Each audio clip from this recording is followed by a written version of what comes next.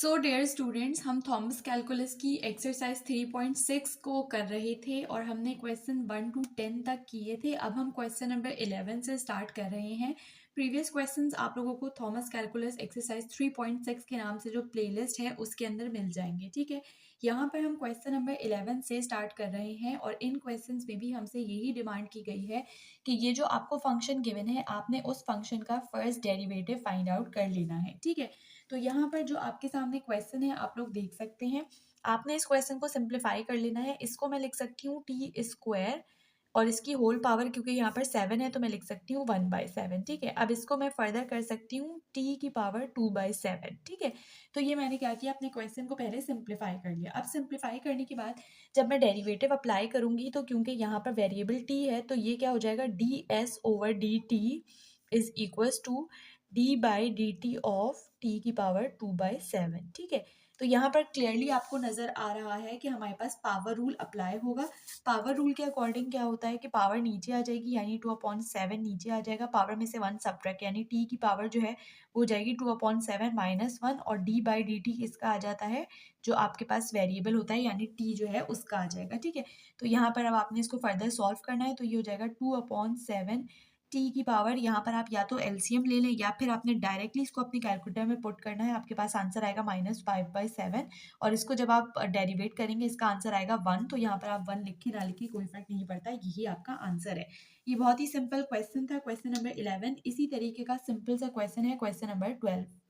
ये देखिए, इतना सिंपल सा क्वेश्चन है हमारा, इसको भी आपने यही करना है, आपने इसको सिंप्लीफाई करना है। तो ये हो जाएगा थीटा की पावर -3 और इस पूरे को आप लिख सकते हैं 1/4। ठीक है, अब जब आप इस -3 को बाहर की पावर से मल्टीप्लाई करेंगे ये हो जाएगा थीटा की पावर -3/4।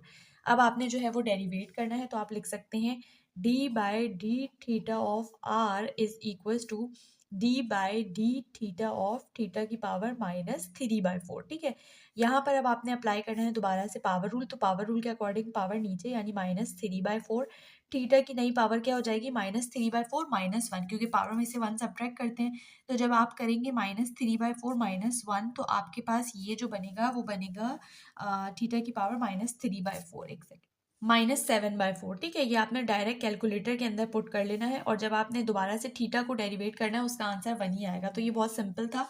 ये हमारा सेकंड क्वेश्चन यानी क्वेश्चन नंबर 12 जो है वो भी सॉल्व हो चुका है। अब हम मूव करेंगे क्वेश्चन नंबर 13 की तरफ, जिसको हम डिटेल से देखेंगे। ये दोनों क्वेश्चंस क्योंकि तकरीबन सेम थे, बहुत सिंपल थे, तो मैंने इन पे ज़्यादा टाइम वेस्ट नहीं किया। तो ये हमारा नेक्स्ट क्वेश्चन है क्वेश्चन नंबर 13। यहाँ पर आप फंक्शन देख सकते हैं y इक्वल्स टू साइन और आगे साइन का जो एंगल है वो आपको गिवन है जिसकी पावर भी गिवन है। तो यहाँ पर सबसे पहले अगर आप लोग देखें तो यहाँ पर आपके पास जो है वो पावर रूल भी लगेगा और साइन है उसकी वजह से साइन का डेरिवेटिव भी अप्लाई होगा। तो अब आप लोगों की अच्छी इस चीज़ की प्रैक्टिस हो जानी चाहिए कि आप फंक्शन देखते ही समझ जाएं कि पहले साइन का लगाना चाहिए आपको डेरिवेटिव या पहले पावर रूल लगाना चाहिए। ठीक है, तो अब क्योंकि आप लोगों को अच्छी प्रैक्टिस हो गई है तो आपको समझ आ गया है कि पहले आपको क्या करना है, आपको साइन का डेरिवेटिव अप्लाई करना है। तो हम यहाँ लिख सकते हैं d/dt of y is equals to d/dt of sine और आगे जो इसका एंगल हमें गिवन है जो कि है 2t+5, इस पूरे की होल पावर -2/3 और ये ब्रैकेट क्लोज। ठीक है, यानी हमने बोथ साइड्स पे डेरिवेटिव अप्लाई कर दिया। अब हमें इसको डेरिवेट करना है तो देखें, साइन का डेरिवेटिव होता है कॉस, तो हमने लिख लिया कॉस, उसके बाद अपना एंगल लिखा जो कि है 2t+5, उसके बाद फिर आता है कॉस का डेरिवेटिव और उसके बाद जो एंगल होता है उसका डेरिवेटिव। तो अब आपके पास d/dt किसका आ जाएगा, एंगल का। तो एंगल क्या है आपके पास 2t+5 और इसकी पावर -2/3। सही है, ये हमारे पास साइन का डेरिवेटिव आ गया। अब नेक्स्ट स्टेप में आपने इसको डेरिवेट करना है तो आपने cos 2t+5 इसको लिखा एज इट इज। यहाँ पर आप देखें पावर रूल अप्लाई होगा तो आप यहाँ पर एक डॉट लगा लो कि अब आप इसका काम करने जा रहे हैं। पावर रूल के अकॉर्डिंग पावर नीचे आ जाएगी यानी -2/3 नीचे आ जाएगा, पावर में से 1 सब्ट्रैक्ट, 2t+5 जो है इसकी नई पावर क्या हो जाएगी, जब आप -2/3 और -1 करेंगे तो आपके पास हो जाएगा ये -5/3। ठीक है, इसको आप कैलकुलेटर में रख के देख लेना, -5/3 आएगा। उसके बाद फिर आपने निकालना है d/dt किसका, इसका 2t+5 का। तो यहाँ पर हम लिख लेंगे 2t+5। सही है, ये हमने लिख लिया। अब नेक्स्ट स्टेप में हमने क्या करना है, नेक्स्ट स्टेप में हमने इसको डेरिवेट करना है, तो ये दोनों मैं एज इट इज लिख लूँगी। तो आप एक काम करें, आप -2/3 को पहले लिख लें, तो ये हो जाएगा -2/3। उसके बाद बाकी सारी टर्म्स को आपने एज इट इज़ लिख लेना है, सही है। तो मैं यहाँ पर सारी टर्म्स को जो है वो एज इट इज़ लिखूँगी और नेक्स्ट स्टेप जो है मेरा, उसके अंदर मैं इसको डेरिवेट करूँगी, ठीक है। तो जब मैं 2t को डेरिवेट करूँगी, उसका डेरिवेटिव आएगा 2 और उसके बाद फिर 5 क्योंकि कांस्टेंट है तो उसका डेरिवेटिव आया 0, सही है। तो ये मैंने 2t + 5 का डेरिवेटिव लिख दिया। अब देखिए ये वाला 2 और ये वाला 2 एक दूसरे से मल्टीप्लाई हो जाएंगे, तो ये बन जाएगा -4/3। उसके बाद फिर आप लिख सकते हैं cos 2t + 5 और 2t + 5 इसकी पावर -5/3 और ये आपका आंसर है, ठीक है। यानी क्वेश्चन नंबर 13 भी आपका सॉल्व हो गया। ये हमारा नेक्स्ट क्वेश्चन है, क्वेश्चन नंबर 14। इसके अंदर आपको फंक्शन गिवन है z = cos और आगे cos का एंगल जिसकी पावर भी गिवन है। तो प्रीवियस क्वेश्चन ही की तरह आपने इस क्वेश्चन को भी सॉल्व करना है। हम लिख लेते हैं d/dt ऑफ z, क्योंकि हमारे पास t वेरिएबल है, ठीक है। तो हमने बोथ साइड्स पे d/dt को अप्लाई कर दिया, यानी कि हमने डेरिवेटिव को अप्लाई कर दिया और बाकी की सारी चीज़ें हमने एज इट इज़ लिख ली, ठीक है। तो ये वाला काम हमने कर लिया। अब हमें नेक्स्ट स्टेप में इसको डेरिवेट करना है। कॉस का डेरिवेटिव होता है माइनस साइन, तो हम यहाँ पर लिख लेंगे -sin 1 - 60। उसके बाद फिर आएगा आपके पास d/dt किसका, 1 - 6t की पावर 2/3 का, सही है। यानी हमने एंगल को भी डेरिवेट कर लिया, सही। अच्छा, यहाँ पर आपके पास 2/3 भी आएगा, सॉरी।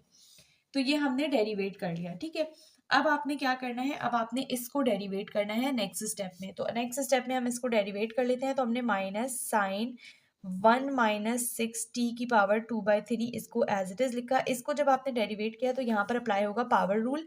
पावर रूल के अकॉर्डिंग पावर नीचे आ जाएगी, पावर में से 1 सब्ट्रैक्ट, तो 1 - 6t की जो नई पावर है वो क्या होगी, 2/3 -1 जब आप लोग करेंगे तो वो आपके पास बन जाएगी -1/3, ठीक है। तो ये हो जाएगा -1/3 और उसके बाद फिर d/dt आएगा आपका किसका, एंगल का, जो कि है 1 - 60। यानी अब आपने इसको डेरिवेट करना है। तो नेक्स्ट स्टेप में आपने क्या करना है, इसको डेरिवेट करना है। ये दोनों टर्म्स में एज इट इज लिख लूंगी। तो हमने लिखा -sin 1 - 60 की पावर 2/3, उसके बाद फिर 2/3 1 - 60 की पावर -1/3, ये एज इट इज आया। इसको डेरिवेट करें तो देखिए 1 कांस्टेंट है, उसका डेरिवेटिव आया 0, माइनस एज इट इज लिखा 60 का डेरिवेटिव आएगा 6, ठीक है। उसके बाद देखें ये वाला माइनस और ये वाला माइनस प्लस हो जाएंगे और ये 3 1 और ये 3 2 कैंसिलेशन हो जाएगी, ठीक है। उसके बाद फिर इस 2 को और इस 2 को मल्टीप्लाई कर लें तो ये बन जाएगा 4, तो आप यहाँ पर लिख सकते हैं 4।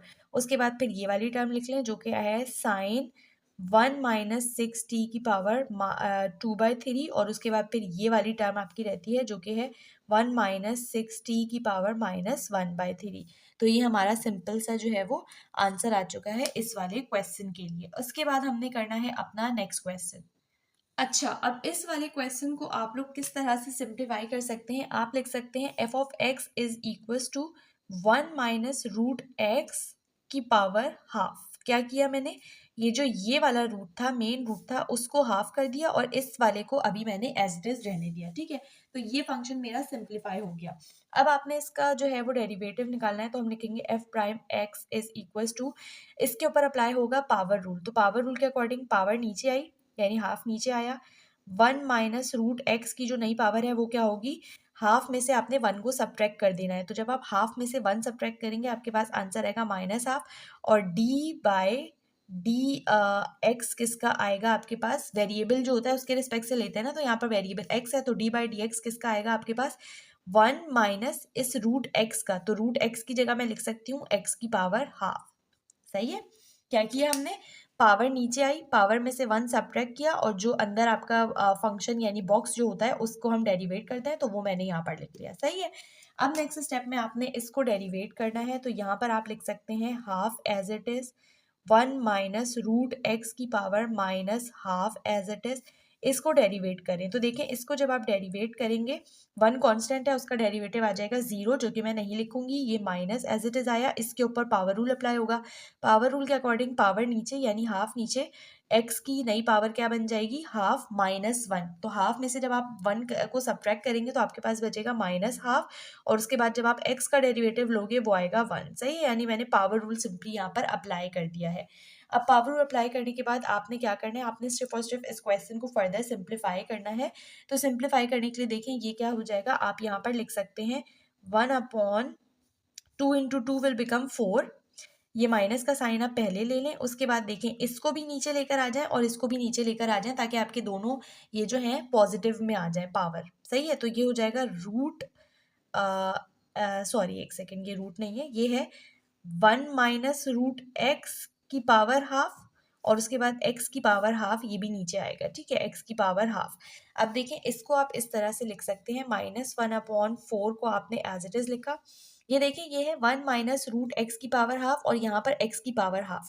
तो अगर मैं इसको यूँ लिख दूँ, एक बड़ा रूट ले लूँ, उसके अंदर मैं ले लूँ x, और उसके बाद फिर मैं ले लूँ 1 माइनस रूट एक्स। ठीक है, तो यहाँ पर आप लोगों को नज़र आ रहा होगा 1 माइनस रूट एक्स। तो यहाँ पर आप लोग देखें मैंने क्या किया कि मेरे पास ये वाली जो हाफ पावर थी उसको मैंने बड़ा रूट ले लिया। सही है, उसके बाद 1 माइनस रूट एक्स को एज इट इज लिखा, और यहाँ पर ये जो x की पावर हाफ है इसका भी यही मतलब है ना, रूट एक्स, रूट के अंदर x ले लिया। ठीक है, तो ये मैंने अपने क्वेश्चन को सिंप्लीफाई करके लिख लिया। सही है, तो ये क्वेश्चन नंबर 15 भी सॉल्व हो गया। अब हम मूव करेंगे नेक्स्ट क्वेश्चन की तरफ।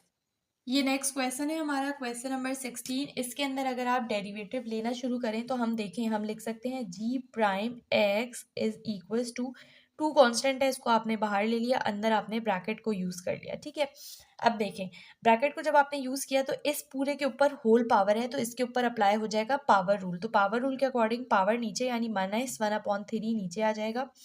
इस पूरे की जो नई पावर हो जाएगी वो क्या हो जाएगी, 2x minus half plus one. इसको एज इट इज लिख के -1/3 में से 1 को आपने कर देना है सब्ट्रैक्ट, तो आपके पास ये बन जाएगा -4/3, और उसके बाद फिर आपने d/dx किसका लेना होता है, इस पूरे फंक्शन का, ये जो अंदर है। ठीक है, तो अंदर क्या है आपके पास 2x की power minus half plus one. सही है, ये हमने स्टेप कर लिया। मैं एक दफ़ा दोबारा बताती हूँ, देखिए 2 को आपने एज अ कांस्टेंट बाहर लिया, इस वाले के ऊपर पावर रूल अप्लाई होगा।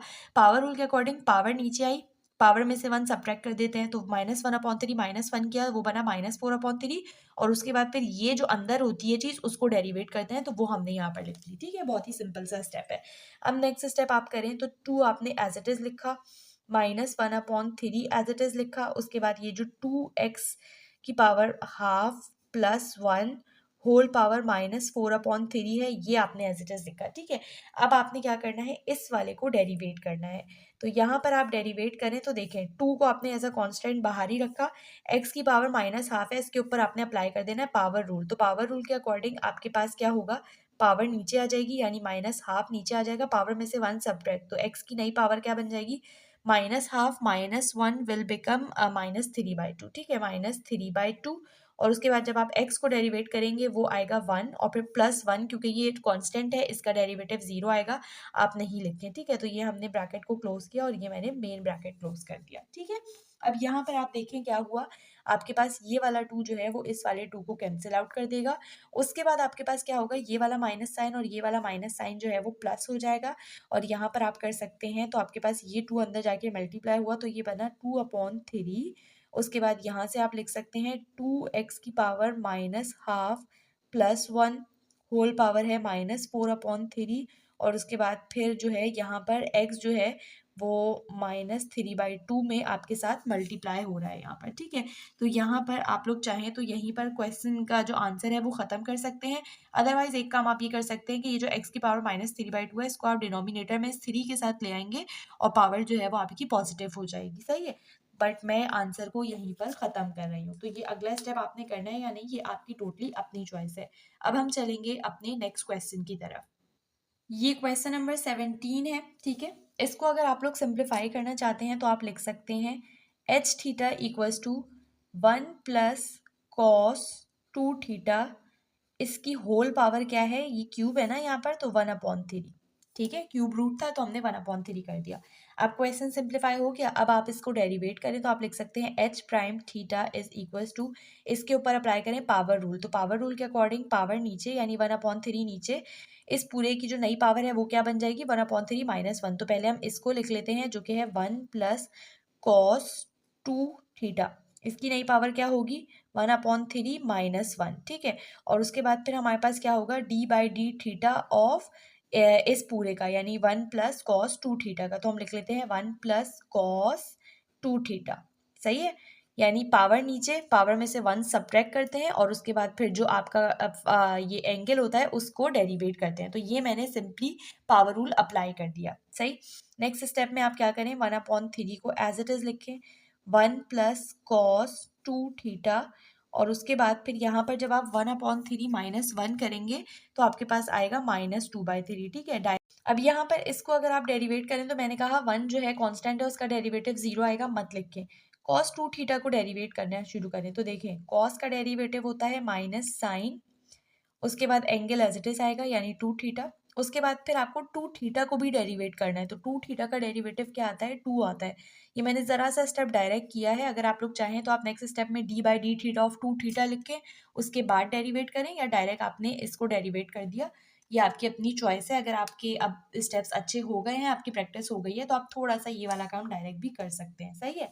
अब यहाँ पे देखें आपके पास क्या हो जाएगा, ये 2 जो है वो आगे मल्टीप्लाई हो जाएगा और इस माइनस के साइन को आप पहले लिख लो तो आप लिख सकते हैं -2/3। उसके बाद फिर आप साइन 2 थीटा को पहले पहले लिख लें तो हम यहाँ पर लिख लेते हैं साइन 2 थीटा, और उसके बाद फिर 1 plus cos 2 theta whole power -2/3, और यही आपका आंसर है, ठीक है। तो ये हमने क्या किया क्वेश्चन नंबर 17 को सॉल्व कर दिया है। अब मैं आप लोगों को क्वेश्चन नंबर 18 करवाऊंगी। सो स्टूडेंट्स, ये क्वेश्चन नंबर 18 है जो मैंने रफ में सॉल्व किया हुआ है, आप लोगों को सॉल्यूशन दिखा रही हूँ, एक दफ़ा थोड़ा सा एक्सप्लेन भी कर देती हूँ क्विकली।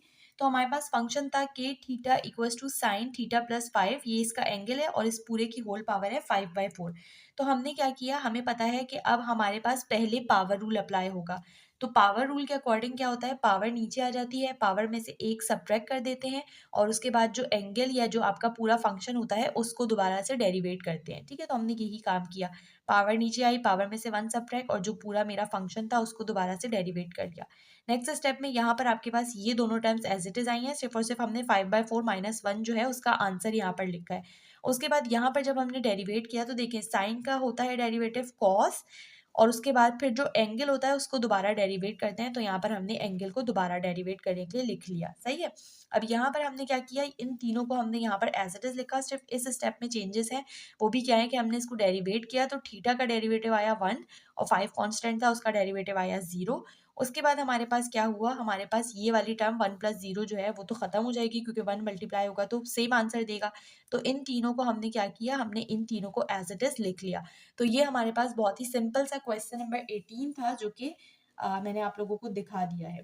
डियर स्टूडेंट्स, यहाँ पर हम इस लेक्चर वीडियो को एंड करते हैं। नेक्स्ट लेक्चर वीडियो में हम एक्सरसाइज 3.6 के फर्दर क्वेश्चंस करेंगे। ये एक्सरसाइज आप लोगों के लिए बहुत ज़्यादा इंपॉर्टेंट है, तो कोशिश करिए कि अगर अब तक आप लोगों को डेरिवेटिव्स लेने नहीं आए हैं तो आप लोग डेरिवेटिव्स की अच्छी प्रैक्टिस कर लें ताकि क्वेश्चंस आप लोगों को समझ आते रहें। अगर आपको डेरिवेटिव्स नहीं आएंगे तो आप लोगों को क्वेश्चन करना समझ में नहीं आएगा। स्टिल कोई कंफ्यूजन है तो कमेंट सेक्शन ओपन है, आप लोग कमेंट करके मुझसे पूछ सकते हैं। आपने देखा होगा मैं कमेंट्स के रिप्लाई भी करती हूँ। इसके अलावा अगर आप चैनल पर न्यू आए हैं, आपने अब तक चैनल को सब्सक्राइब नहीं किया है और लेक्चर वीडियो को एंड तक देखा है, मजे किए हैं, आपको लेक्चर वीडियो समझ में आई है, तो प्लीज़ चैनल को लाजमी सब्सक्राइब करिए, बेल आइकन को प्रेस करिए और वीडियो को अपने फ्रेंड्स के साथ भी शेयर करिए।